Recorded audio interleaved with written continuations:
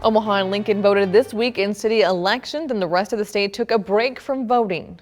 Critics say these off-year elections attract fewer voters and waste taxpayer money, but supporters say they keep city elections from developing into a partisan battle. 3 News Now investigator Aaron Sanderford explores why Omaha and Lincoln go their own way and what it could be costing you and some candidates.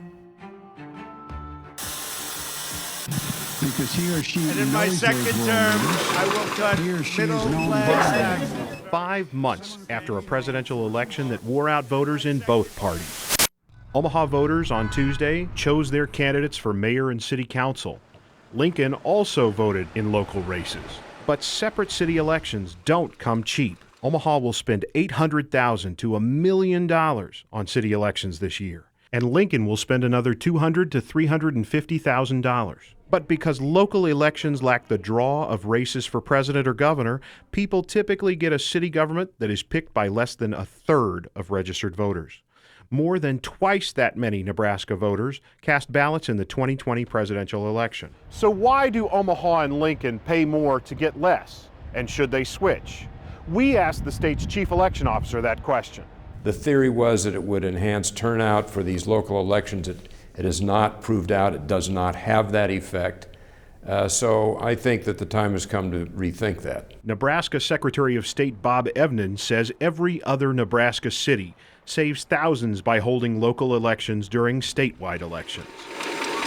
Douglas County Election Commissioner Brian Cruz and Lancaster County's Dave Shively say the cities could save money by combining elections. There's some polling places that we pay a nominal fee to, like churches and other private businesses like that. Then, of course, our staff time, any overtime we might incur. And then you have the physical part of it, I guess you might say, the ballots, the envelopes, the return envelopes. For us, it's only a 4-week turnaround from our primary general. In Omaha, it's a 5-week turnaround. But that's really very tight turnaround for us to close one election out and get the other one started and get ballots out for early voting and everything else. There are 2 ways to change the timing of Omaha and Lincoln city elections.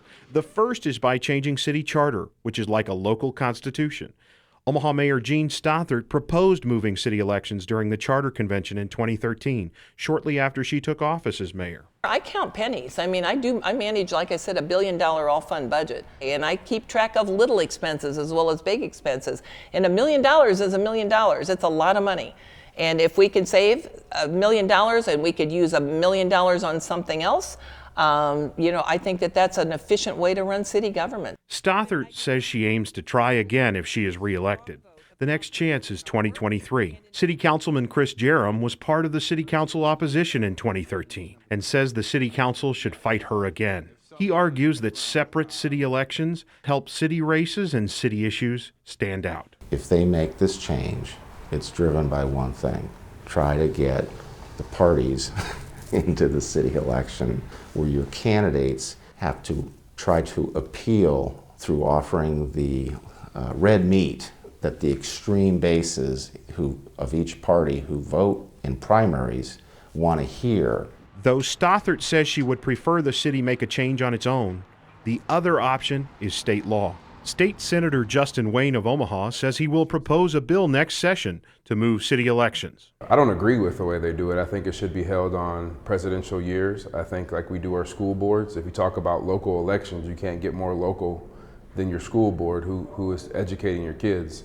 And I think those are just fine. Those aren't lost in the presidential debate. Wayne chairs the legislature's Urban Affairs Committee. I think it creates a problem for those who are fatigued from the presidential election. They're tired of hearing about politics, and then they have to turn around within 2 months and re-engage in politics at the local level. The history of Omaha holding elections in odd-numbered years after major elections might well be an accident of fate. And what we're looking for is Article 8. 3 News Now investigators dug into decades-old records with City Clerk Elizabeth Butler. Yeah, man. Those basement archives show the city's switch to a strong mayor style of governance in the mid-1950s happened when an election was already planned for spring of 1957. Before that change, the city held elections every 3 years, not 4. Had they waited one more cycle, Omaha would have been electing mayors in the same years as Nebraska governors, but in the spring. Nobody really benefits from the way that the system as it's set up now.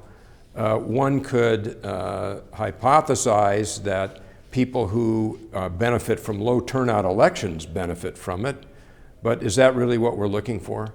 I don't think so. Former mayoral candidate DeJuan Lamont Hayes has a unique perspective on the oddities of Omaha city elections. He just missed making the primary ballot this spring, falling short of the city's signature requirement, a quirk that only Lincoln shares for city elections. He and others we spoke to would like to address that issue too, but Hayes says he wants the city to address election timing first. The timing shows that there is a significant disconnect between the city of Omaha's communication and the county with its constituencies. And it also shows that only a very small percentage of the city actually gets to dictate who is our leadership. And that's a major issue. Until something changes, the only lever voters have to pull is the one waiting during Omaha's general election on May 11th and Lincoln's on May 4th. I'm Aaron Sandiford, 3 News Now. Election experts say the biggest drop-off in turnout between regular elections and city elections occurs in older, more diverse parts of Omaha. Local Republicans tend to vote at higher rates in city elections than Democrats.